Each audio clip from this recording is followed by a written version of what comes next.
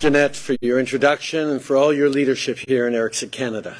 And thank you to Borje and everyone at Ericsson for welcoming us today. Thank you for coming to Canada for this big announcement. It really is an emphasis of how much Canada matters in building a strong future for Ericsson and for the whole world in telecommunications.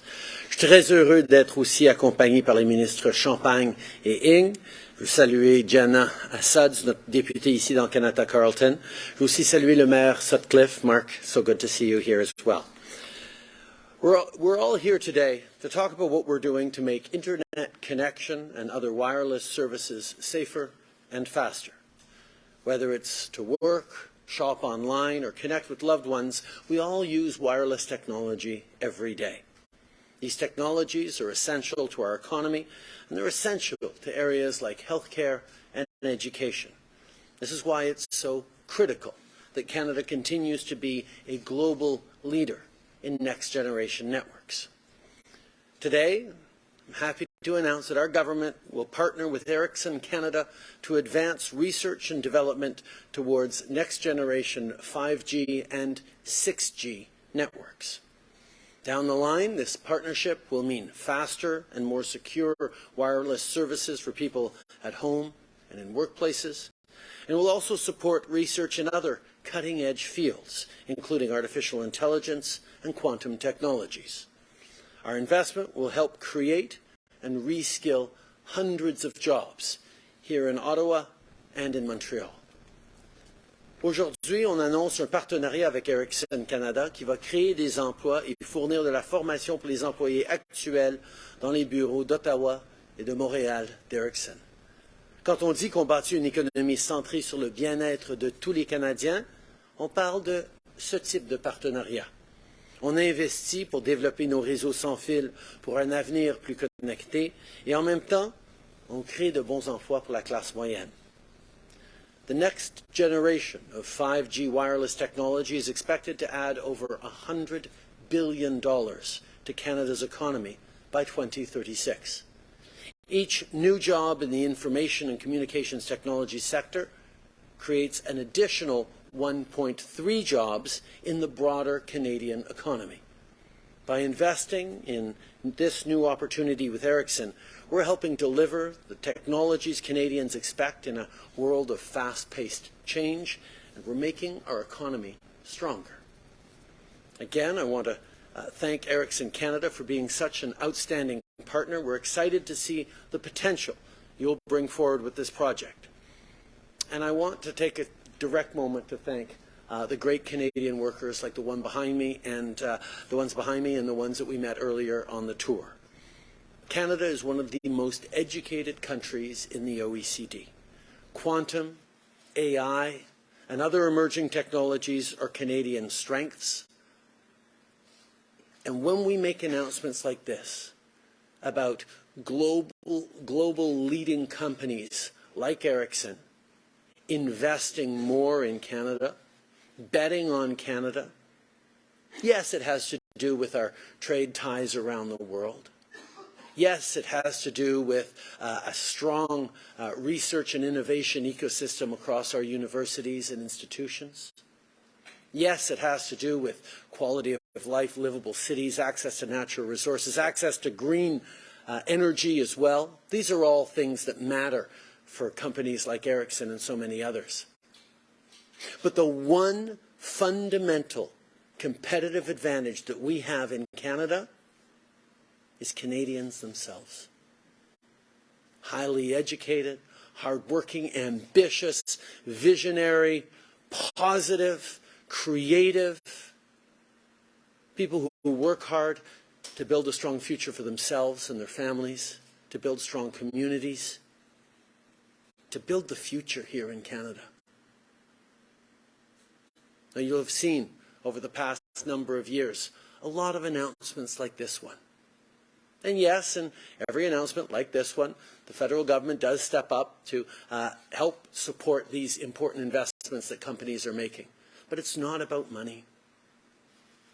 It's about seeing a place where companies like Ericsson can invest for the future, for the next 10 years, for the next 20 years, for the next half century.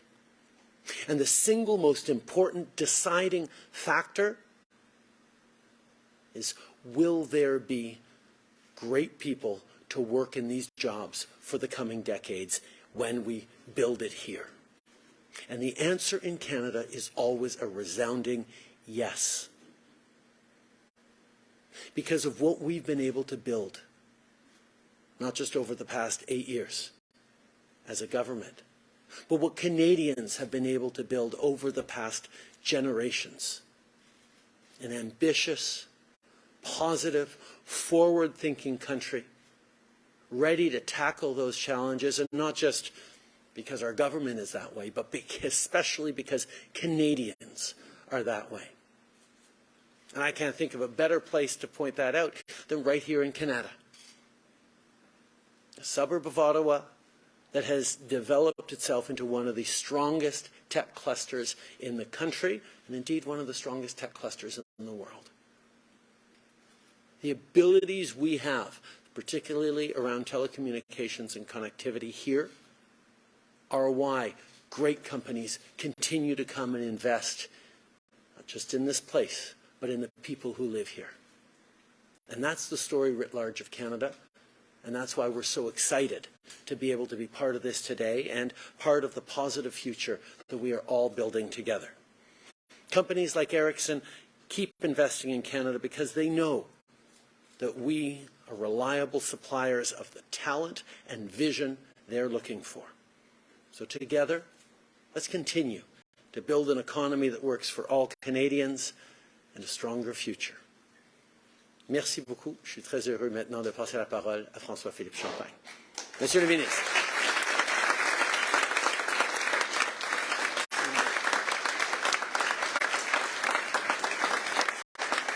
Bonjour tout le monde. I like when I was watching you, Prime Minister, but also like imagine what's possible. I mean, if there was a moment which you could be proud of, is really this one. Merci tout le monde d'être là. Et puis, Monsieur le Premier ministre, j'aimerais vous remercier parce que vous l'avez dit, c'est pas par chance qu'on est ici.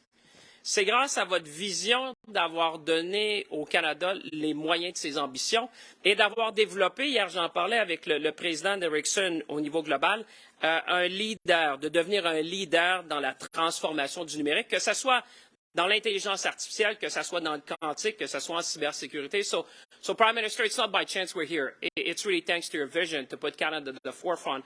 And you said something, and Borge, I hope you'll excuse me to relate part of our discussion, but you could not have said it better, Prime Minister, than talent is the first thing that Borge yesterday mentioned. Why is Ericsson coming to Canada? It's because of you. That's the reality. And I want to thank, obviously, my dear friend and colleague, Minister Ng.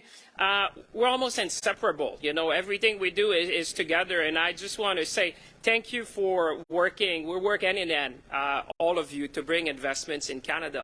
And I think Canadian companies owe you a great deal to have opened up market now to more than 1.5 billion consumers around the world on a preferential basis. And that is also a factor to attract significant investments like the one this morning. To my colleague, Jenna, such a pleasure to see you again. It seems like every time we're together, it's bigger and better. You know, I mean, every time the Prime Minister was saying it, every time we come to Canada, Mayor, I'm coming to you. But you know, there's good things happening, and the ecosystem keeps growing. And one of the things we're talking about, talent, ecosystem, sustainability, what attracts people to Canada. And I'm saying I'm very proud that we can do that. And I want to thank you for your support along the way. You've been a champion in this city and this district even to bring investments, and I think we see the result of all your work.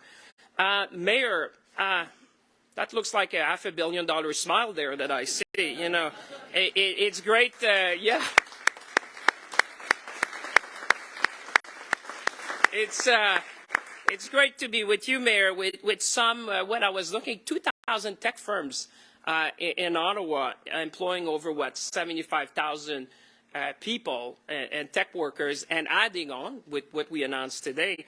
I would say Ottawa is well placed in the economy of the 21st century, but also to benefit from the digital economy. The Prime Minister was saying this is a series of announcement we've been doing together, but I can say, Mayor, things look very, very good for the city of Ottawa. Janet, thank you for being the Canadian champion.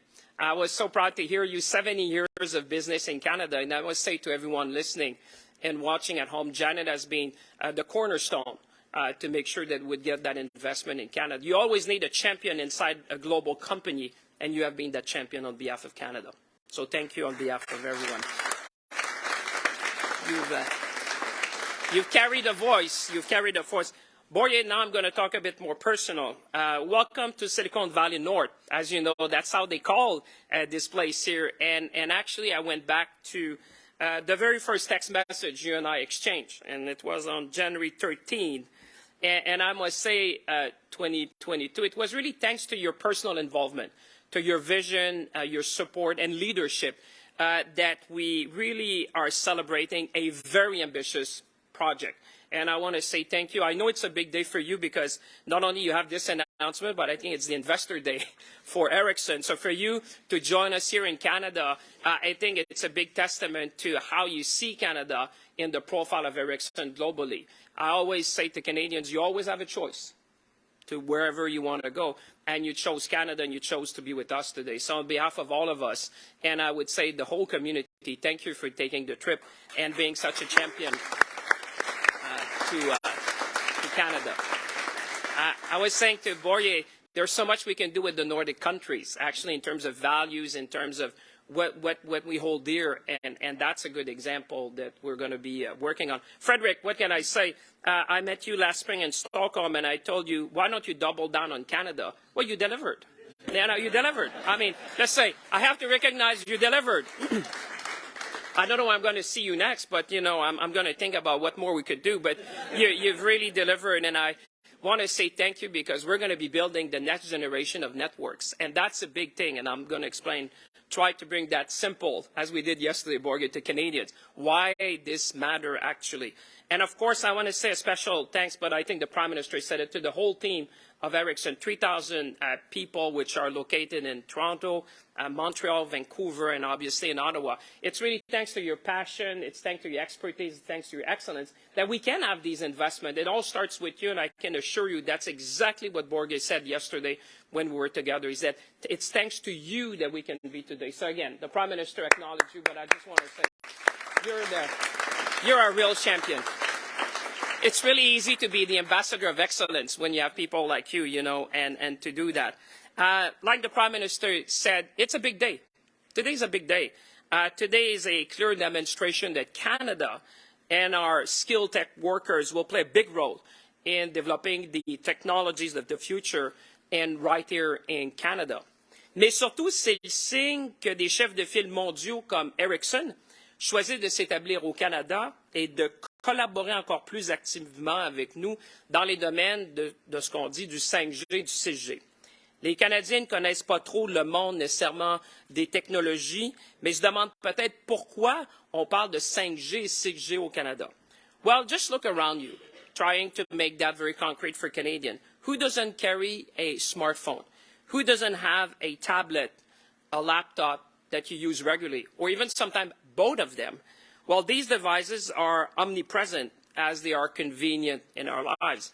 But I'll tell you something, these great technologies that we can all agree are making our life more easy in many ways.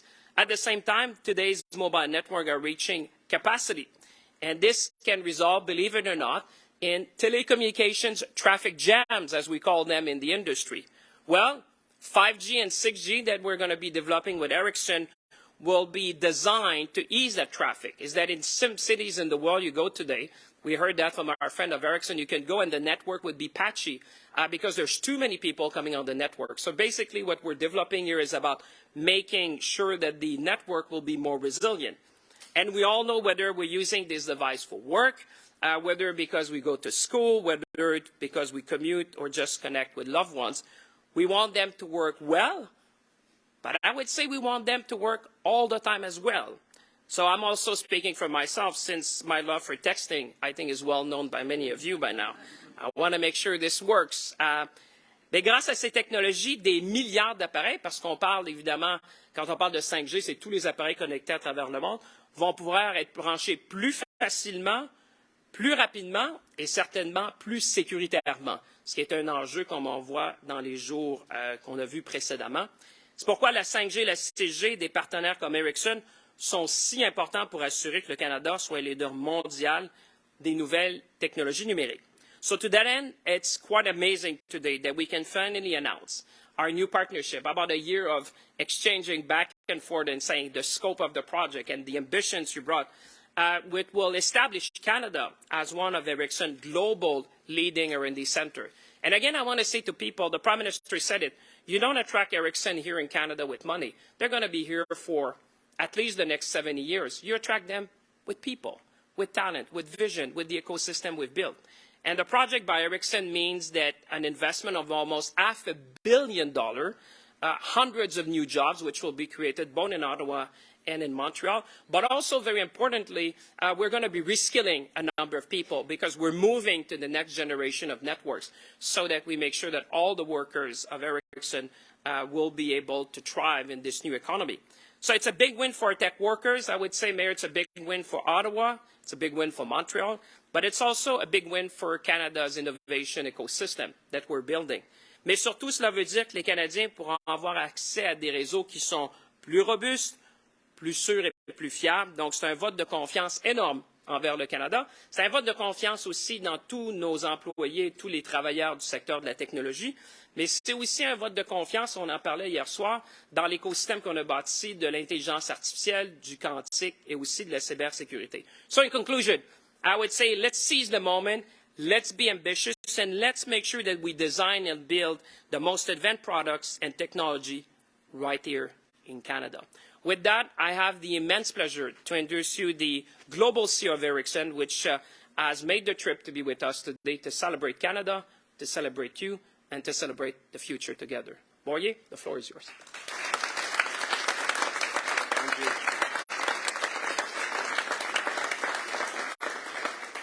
Thank you, Minister Champagne. Well, our text messages will be legendary. Prime Minister, distinguished guests, it's simply great to be here. Warm welcome to all of you, and I really say that not on behalf of myself, much more on behalf of all the colleagues here in Canada. Because I think your presence means a lot to us. So that you come, show that you think this is important. For us, this is important, for sure, I can guarantee you. So, as I understand, the coutume is you have to speak in French, so I'll practice my French as well. C'est un plaisir pour moi d'être ici à Ottawa pour annoncer nos bonnes nouvelles. Ah oui, je parle un peu français, pas petit peu. Je comprends mieux que je parle. So it's my pleasure to be here, and I really want to thank you, Prime Minister, for coming. Minister Champagne, clearly an outstanding relationship. Minister Ng, Ms. Suds, as well as Mayor Sutcliffe. Thank you for joining us at one of our core research sites at Ericsson here in Ottawa. So as a Swede, I recognize I have some big shoes to fill coming here to Canada. Yeah, I did grow up playing hockey. But I will just confess, my talent is nowhere near my fellow countryman, Daniel Alfredsson, right, the Senator's Hall of Famer. But I still think his success, in a way, illustrates a close bond and close values that actually exist between Sweden and Canada. So I think it's an illustration of why we're here as well. But on a more personal note, I must say, you know, coming to Canada, it's one of the few countries around the world that can pronounce my name. And it's, of course, another hockey player, the late Börje Salming, who played in Toronto Maple Leafs for many, many years. So it's kind of, it's a bit of homecoming for me. Today, Canada is home of a major R&D effort in Ericsson. And I often get the question, and I think Prime Minister and Mr. Champagne, you've already touched on it, why are we actually here? Well, it starts with what matters. And this is not about a 5-year investment. I know when we talk about what can Canada support, it's kind of a 5-year. But that is not what we look at. We look at a long-term, sustainable investment in Canada. And then, you know, money is actually not part of the criteria. Hate to say it. It's not unimportant. We come back to that, but it's not the criteria. The criteria is back to where both of you touched upon. It's the talent. You see a selection here, but we have many talent in Ottawa, Montreal, in our research sites here in Canada. And that's what we invest in. And I think the government of Canada has done a number of things. It's an open society. It's well known for that. You have open immigration policies, but you also have a strong commitment to education. Well-educated people, open society. That creates an entrepreneurship, innovativeness that allows us to develop world-leading solutions here in Canada. And that's why we're here. And that should not be forgotten, because that's really the heart of this matter. So I have only one ask, actually: continue this policy. Because that ensures a long-term success, I think, for Ericsson in Canada, but also for Canada, as a matter of fact. Then there is another part which I think is important. It's the values, and I started with that with the hockey. And I think these kind of value similarities between Canada and Sweden are important for us to be here as well. You know, it's all about the culture in a company. I think it's about the culture in a country. So it's very, very similar, and I think makes it easier to work together. You also have built ecosystems. We're in Encore, and that drives the creation of it's everything around. And we create jobs, of course, at Ericsson, but it's all we do around that's more important, as a matter of fact. So for us, you know, being here is critical, but I can't stop there. I just have to say, Minister Champagne, your personal involvement makes a big difference as well. And when we recognize that government plays a role in business, and that interaction is critical. And your support was actually instrumental in getting to where we are. So a big thank you for that.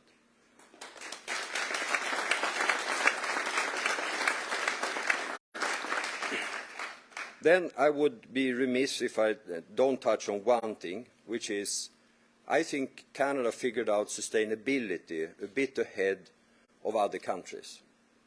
I like to interpret it in the Ericsson way. So you made a commitment to sustainability.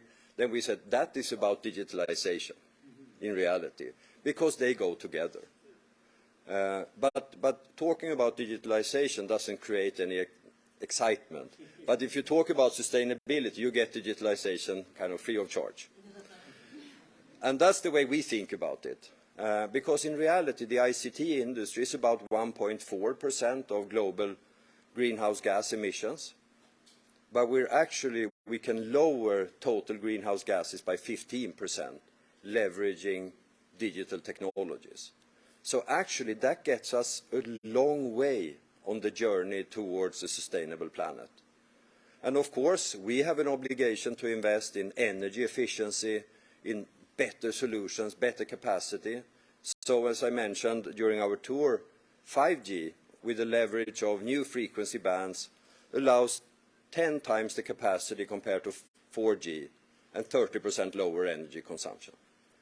It's actually migrating over to 5G is going to be critical from a sustainability point as well. And I can see that all our customers here in Canada makes very strong commitments to net zero across their scopes. So I think that's actually very important. But again, I just want to say a big thank you, big compliment to the Government of Canada, leading on sustainability. Keep that up as well. But keep the policies on education, on being an open society, bringing people in to Canada is actually something very, very good. It's a great place to be here. It's always nice to come to Canada. COVID stopped me coming to Canada for a long time. But as a matter of fact, I think now we're back to business as usual. and now we'll get building the momentum for the future. So I'm very excited. We're here to imagine possible together, and technology is a force for good. So a big thank you, merci beaucoup.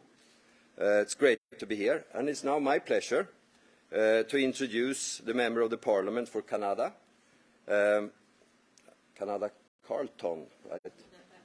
Should be correct here, Ms. Jenna Suds.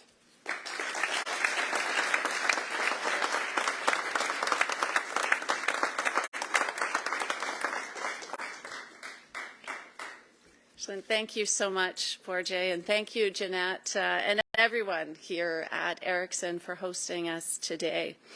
Good morning, everyone. Bonjour tout le monde. I would like as well to just take a moment to acknowledge that we are gathered on the unceded, unsurrendered territory of the Algonquin Anishinaabe people. I'm thrilled to be here as the Member of Parliament for Canada Carleton.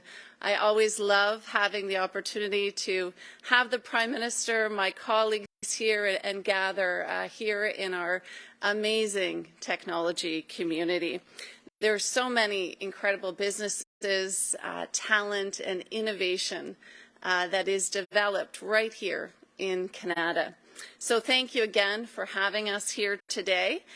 Here as we stand here at our Ericsson, we are in the midst of the Canada North Technology Park, Canada's largest technology park, as was referenced, sometimes referred to as Silicon Valley North. And as we're witnessing with today's announcement, we continue to see incredible growth, innovation, and unbelievable talent that call this community home. It is that talent and expertise that is just second to none here in Canada and in Ottawa, and our government is here and committed to continuing to support you. In fact, today's announcement is not the first time that we've shared the stage with Ericsson here in Canada. Back in March, we partnered to open the Quantum Research Hub in Montreal, and in October announced a joint research initiative that aims to use AI to reduce the energy consumption of 5G networks as we talk about that sustainability piece. So today's announcement builds on an important partnership. Cutting-edge development of next-generation networks is happening here and throughout this technology park and throughout our country. And this has helped us attract global players, and I'm sure it is part of the reason why Ericsson is here and continues to invest and grow here. That, of course, coupled with that incredible talent that we all talked about this morning. So to you, to the incredible talent behind me, everyone here at Ericsson, thank you for your hard work and congratulations again on this exciting new endeavor. And with that, it is now my great pleasure to introduce the Mayor of Ottawa, Mayor Sutcliffe.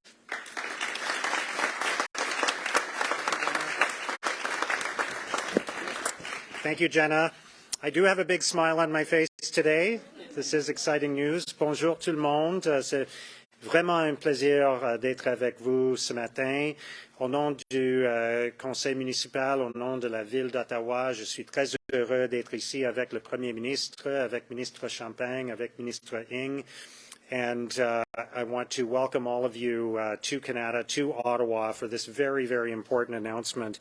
And I want to say to the Prime Minister and to Minister Champagne, Minister Ng, your government has been a great partner for our city in building our technology community, and we are very grateful for that. So thank you for your leadership on that. And to the leadership team at Ericsson, you've been a great partner and a terrific leader in our city, so thank you for choosing Ottawa again and again. We really appreciate it. Merci beaucoup. This is a huge announcement for Ottawa. There's no question about it, and this builds on our reputation as a world-class technology hub that attracts the best talent and attracts high-paying jobs to a growing segment of our economy.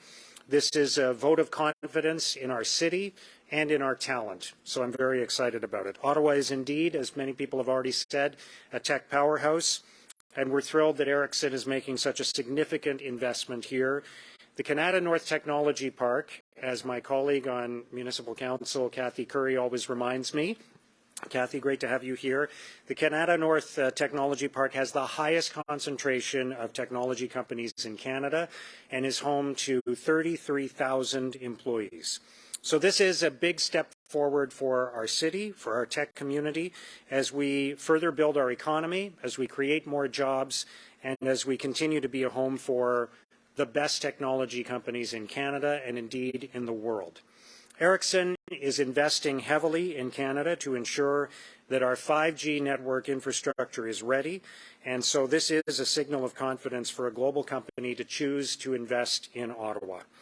And it's a renewed commitment to Ottawa for which we are incredibly grateful. So we have a lot to be excited about as a city. This is incredibly important for our tech ecosystem, for our talent in Ottawa. We're thankful for all of the learning opportunities that this creates, the mentorship, the growth of our talent, for the employment opportunities. We have some great champions for the tech sector here in Ottawa, Kathy Curry, Jenna Suds. We're grateful for your support and leadership. We have a great partner in the federal government, and we have great companies like Ericsson who are investing heavily in our community. So I believe in Canada and in Ottawa, the best is yet to come. Merci beaucoup. Thank you very, very much. And I'll now hand it back to Jeanette.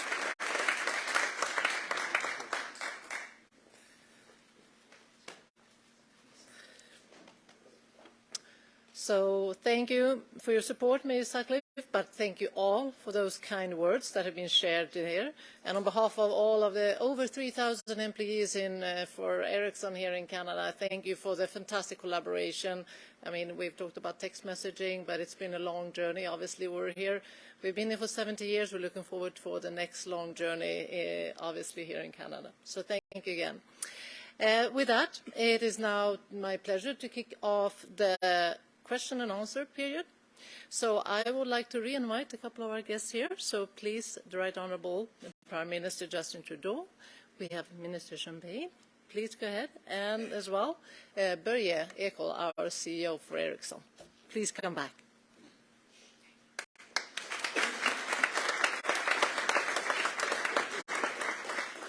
Merci tout le monde. Merci à nos orateurs. Thank you everyone. We have 20 minutes for questions from media. Nous avons 20 minutes pour la question des médias.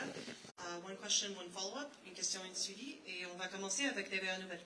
Bonjour, Monsieur le Premier ministre. Depuis quelques heures, Twitter désigne la CBC comme un média financé par le gouvernement. Ça fait suite à une demande de M. Poilievre, selon qui la CBC fait de la propagande de votre gouvernement. J'aimerais savoir ce que vous pensez de la décision de Twitter. Je pense que le choix que le Parti conservateur du Canada a fait de s'attaquer aux journalistes, particulièrement de s'attaquer aux médias locaux. On sait que Radio-Canada et CBC sont présents à travers le pays dans des petites communautés, des petites villes, des régions qui sont moins desservies par d'autres institutions de nouvelles. Et je pense que c'est vraiment désolant de voir un parti politique s'attaquer aux médias indépendants. Je veux aussi souligner que M. Poilievre prétend qu'il peut s'attaquer à la CBC sans aussi s'attaquer à Radio-Canada. C'est entièrement faux. On ne peut pas faire confiance aux conservateurs quand vient le temps qui s'attaquent régulièrement à la culture, à l'identité, au journalisme indépendant de qualité, entre autres local. Et je pense que ça illustre aussi beaucoup de voir que le Parti conservateur a choisi de s'attaquer à une institution importante pour bien des Canadiens, mais a choisi de le faire en courant les voir les milliardaires des géants du Web aux États-Unis. Je sais pas, pour moi, ça souligne un désalignement de valeur et un manque de compréhension d'à quel point les Canadiens sont fiers de nos institutions et n'aiment pas qu'on aille demander à des milliardaires américains de venir nous aider à s'attaquer, les aider à s'attaquer à nos institutions. I think it says a lot about the Conservative Party of Canada, that they're choosing to constantly attack independent media organizations, journalists who are working hard to keep Canadians informed and support our democracies. CBC Radio-Canada serves right across the country, delivers local news and local content in many regions of the country that, yes, has been challenged over the past years, but the idea of adding to that challenges and laying on by attacking this Canadian institution, attacking the culture and local content that is so important to so many Canadians, really indicates the values and the approach that Mr. Poilievre is putting forward. And I think it is telling that in order to attack this institution that is important for many, many Canadians, he runs to American billionaires, the tech giants that they continue to defend in committee and in their approach on our legislation to make tech giants pay their fair share. Conservatives are always there to defend them. So when they're trying to attack a foundational Canadian institution, the fact that he has to run to American billionaires for support to attack Canadians says a lot about Mr. Poilievre and his values. Au sujet des menaces de grève dans la fonction publique, l'Alliance de la fonction publique vient d'annoncer qu'à défaut d'une entente demain soir, il y aura grève générale mercredi matin. Il réclame une augmentation de salaire de 13,5% sur 3 ans. Qu'est-ce que vous dites aux Canadiens qui risquent d'être confrontés à de sérieuses perturbations de services, à l'immigration, passeport et autres? Tout d'abord, on reconnaît que les augmentations du coût de la vie ont été difficiles pour énormément de Canadiens au cours des dernières années. La pandémie a été extrêmement difficile aussi. Et c'est justement la fonction publique fédérale qui a été là pour livrer, la PCU, qui a été là pour livrer l'aide aux petites entreprises, qui a été là pour aider les Canadiens à passer à travers de cette pandémie.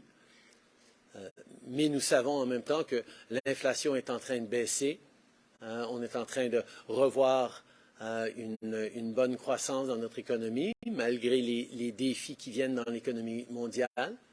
Mais à ce niveau-là, on va continuer, comme on le fait depuis bien des semaines, de travailler de bonne foi à la table de négociation.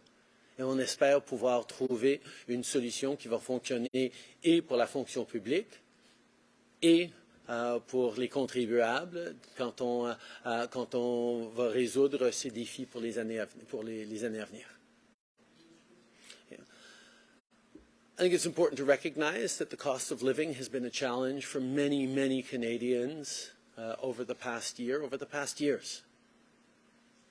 We also know that the pandemic was extremely difficult, and it was the federal public service that stepped up in heroic ways, whether it was delivering the CERB, whether it was delivering support to small businesses, whether it was delivering the public health supports that were there to help the provinces. You know, a lot of people worked very, very hard through difficult situations. There's good news that inflation is coming down. All the experts predict that it'll be down to much more manageable levels by this summer. But at the same time, we recognize that we need to make sure that we're properly supporting those who work in our public service. That's why conversations have been ongoing at the bargaining table for weeks now. There have been constructive advances and offers, and we're very hopeful that we're going to be able to resolve this.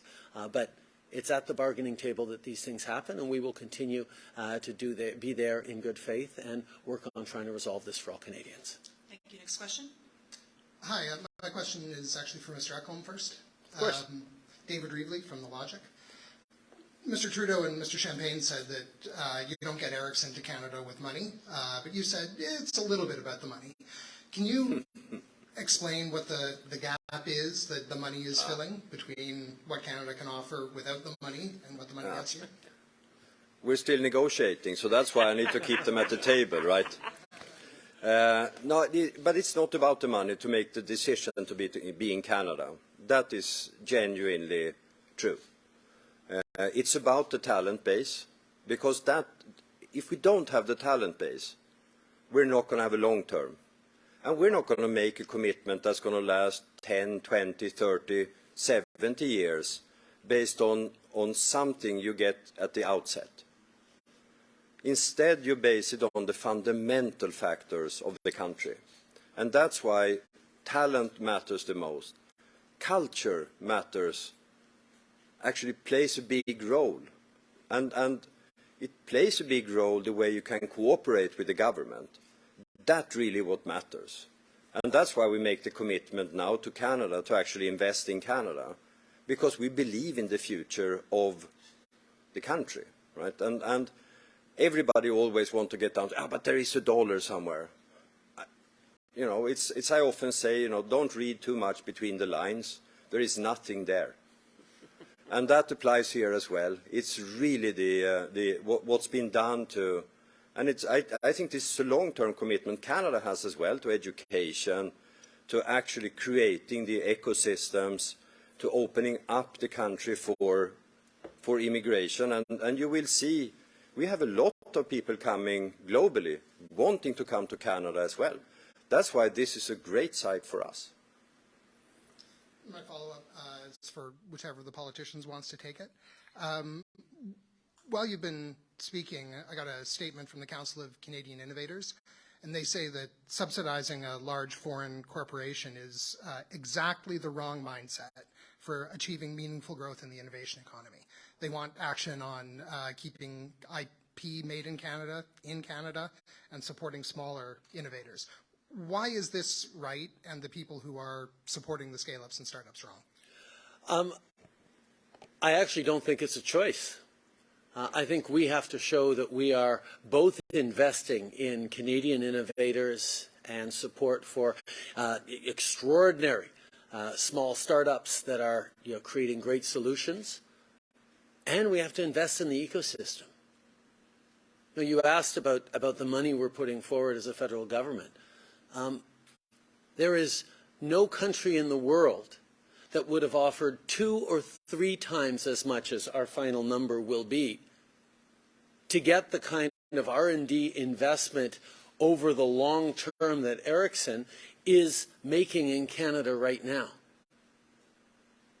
Their decision is not about, well, who's going to give me the best money, the best amount of money and amount of corporate subsidies in order to come here. But they do want to know that we are committed. We are committed to this community, that we're committed to the workers in Canada, Carleton, and indeed across the country, that we're willing to put some skin in the game, and that's why there will be money on the table from Canada, because quite frankly, confident countries invest in themselves, invest in their workers, invest in their future, and that's what we're doing. But if we want to have those great innovative startups succeed, if we want to create those opportunities for Canada to continue to lead in the world, we have to both be working with global leaders like Ericsson, who are delivering to the world. We also have to have Ericsson train up all these folks who at one point, maybe a few years from now, will spin off and create their own startup with all the great training and learning they have. No proprietary information, of course, but we are creating an ecosystem here in Canada and right across the country where people come out of university or research institutions, get that practical world-leading expertise and stay and continue to build this global company with a larger footprint in Canada, or choose to move on in a decade or so to start up their own entrepreneurship. That's the ecosystem that we're building in Canada. So anyone who says that it's either or doesn't understand the role and even the responsibility that Canadians can play in the creation of solutions that the world desperately needs. Bonjour, M. Trudeau, Louis Blouin de Radio-Canada. Pour éliminer ce climat de suspicion autour de la Fondation Pierre-Éliott Trudeau, ce climat de politisation, est-ce que votre frère Alexandre devrait se retirer temporairement de son rôle de membre de la succession? Et par ailleurs, est-ce que la Fondation devrait changer de nom pour éviter ce genre de turbulence dans l'avenir? Qu'est-ce que vous pensez de ces deux idées-là? Tout d'abord, ça fait 10 ans que je n'ai aucun engagement direct ou indirect avec la Fondation. Et c'est des questions, pour mon frère, c'est des questions pour la Fondation Trudeau. Il y a des gens extraordinaires là-bas qui sont en train de réfléchir à comment continuer le travail important que fait la Fondation qui porte le nom de mon père, la Fondation Pierre-Éliott Trudeau. Mais par rapport à mon rôle là-dedans, je n'en ai aucun.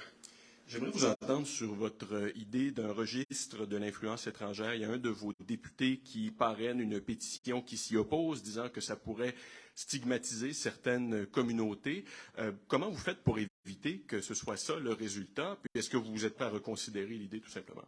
Bien, quand j'ai annoncé qu'on allait aller de l'avant avec des consultations sur le registre le registre pour contrer l'influence étrangère, j'ai souligné dans cette conférence de presse qu'on sait que d'identifier des gens et de créer un registre sur les gens au Canada selon leur identité ethnique ou leurs origines porte des risques.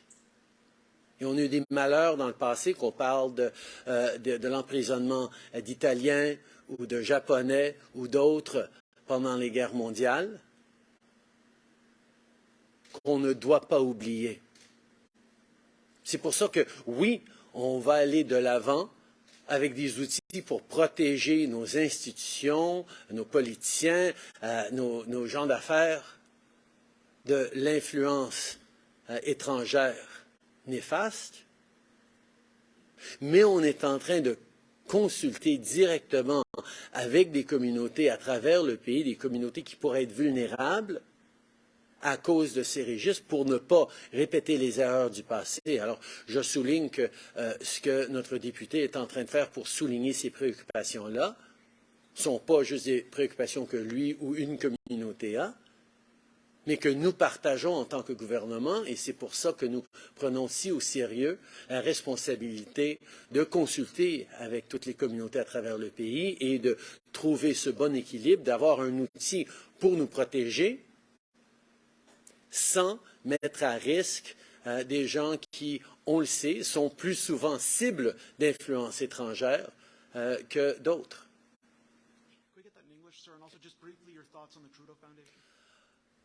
As I've said many times, it's been 10 years now that I've had no direct or indirect involvement with the Trudeau Foundation. There are many reflections that they are having right now, I'm sure, about how to move forward in the right way to continue the important work done at the Pierre-Éliott Trudeau Foundation, but they are not questions for me. In regards to the Foreign Influence Registry, when I announced that we were going to be moving forward on this, I highlighted that Canada has had difficult historical experiences that we need to learn from when it comes to creating foreign agent registries or registries of foreigners in Canada. One has to only think of the internment of Japanese citizens or Japanese Canadians or Italian Canadians during the past world wars to know that we must be very, very careful with these things. So yes, we are very much looking at how to give ourselves more tools, including a registry, to protect Canadians, our institutions, our businesses from foreign interference. But we have to make sure it's done in a way that doesn't further vulnerabilize or target communities that are already primarily and the first targets of foreign influence. The Chinese-Canadian community, for example, is always the first target of Chinese interference, whether it's the example of the police stations or misinformation and disinformation through various propaganda tools or other types of pressure. That's where the work that we're doing to consult with Canadians and make sure that as we move forward with more tools to keep us safer from interference, we are not adding to the pressures and the unacceptable challenges already faced by diaspora communities. Thank you. Next question. Hi, Prime Minister Tom Perry, CBC. Your government has decided to restore Hockey Canada's federal funding with conditions. I'm wondering why you didn't make one of those conditions, requiring Hockey Canada to stop using non-disclosure agreements that silence victims in cases of sexual assault and abuse. I will defer to the Minister on answering specific questions about the conditions, because I look at it as a parent. I have a son who was in hockey for a number of years, another who may well go into it, a daughter who I'm still trying to get to do more sports, and the need as parents to be confident that the institutions that are consuming so much of our kids' times and efforts and so much learning and so much that they get to acquire through institutions like and activities like playing hockey, we need to know that they're safe. We need to know that the mentality has changed, that the culture is being addressed. We put extremely clear expectations before Hockey Canada, before we would restore funding to them.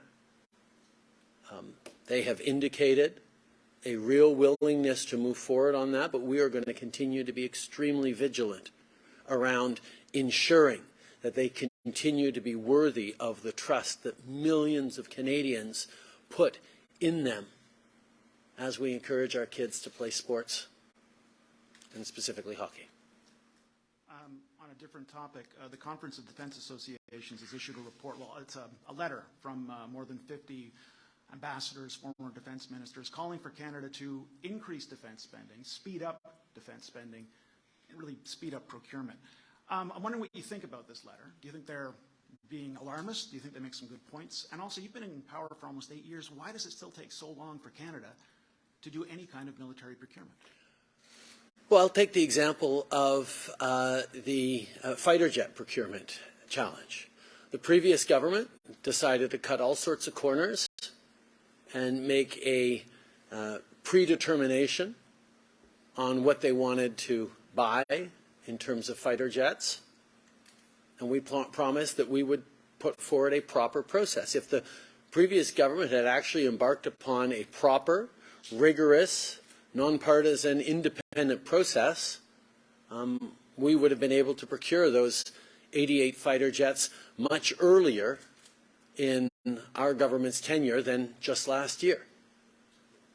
So there are lessons there about doing things the right way to accelerate them. But in terms of process, in terms of investments, I can highlight whether it's from NORAD modernization that we announced historic amounts for over the past year, whether it's for the procurement of those 88 new fighter jets, whether it's on stepping up in Latvia, being engaged in significant ways around the world. Canada will continue to do its share and be there because the world is changing and it's getting more challenging in many ways, and the countries and the allies who want to see more and more of Canada are continuing to step up, as are we. So are the people behind this letter, are they being alarmist then?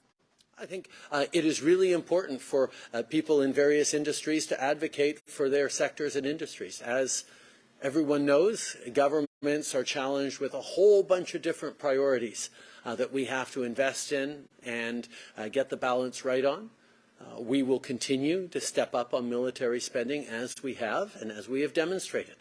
But we're also going to be continuing to move forward and drawing in great investments to grow the economy. We're also going to be moving forward on things like childcare, which is down to $10 a day in 6 provinces and territories across the country already and will continue to be there. We're going to continue to move forward on providing dental care for Canadians who don't have insurance and can't afford it.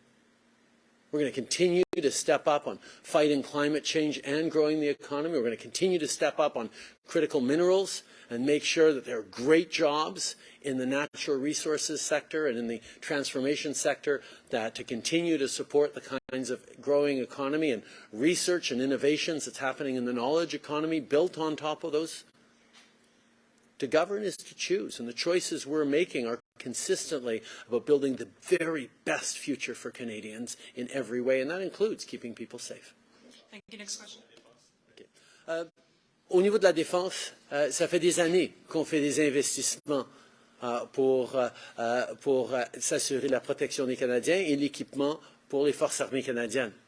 Je veux souligner que c'était sous les conservateurs que la proportion des investissements en défense a chuté d'en dessous de 1% de notre PIB.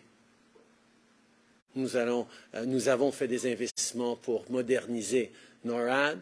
Nous avons fait des investissements pour acheter 88 nouveaux avions de chasse. Nous allons continuer d'être là pour s'assurer de l'équipement et des ressources dont nos forces armées canadiennes ont besoin, dont nos alliés et nos partenaires à travers le monde ont besoin du Canada. Nous allons continuer aussi d'être responsables dans les choix qu'on est en train de faire pour bâtir un avenir plus fort et plus sécuritaire pour tous les Canadiens. Thank you. Next question. Kevin Gallagher, CTV National News. Prime Minister, with a potential public sector workers' strike looming on Wednesday for more than 150,000 workers, would you consider back-to-work legislation?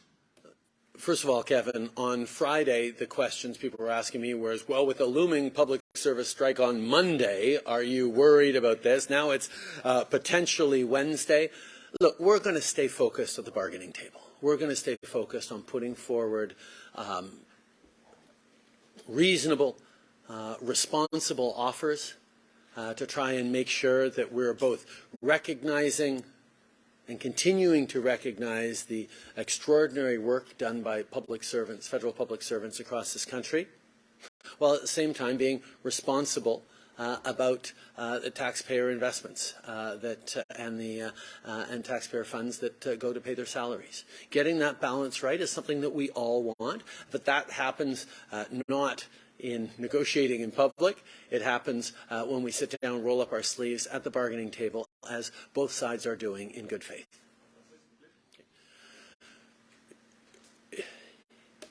Évidemment, je ne vais pas négocier sur la place publique, mais je peux dire qu'au niveau de la table de négociation, on est en train de travailler de façon ouverte et responsable pour y reconnaître les défis et le travail que font nos fonctionnaires fédéraux publics, fonctionnaires fédéraux, mais aussi s'assurer qu'on est responsable avec l'argent des contribuables quand vient le temps de négocier des futurs contrats. On progresse de façon responsable et on va continuer de négocier. Next question. Okay.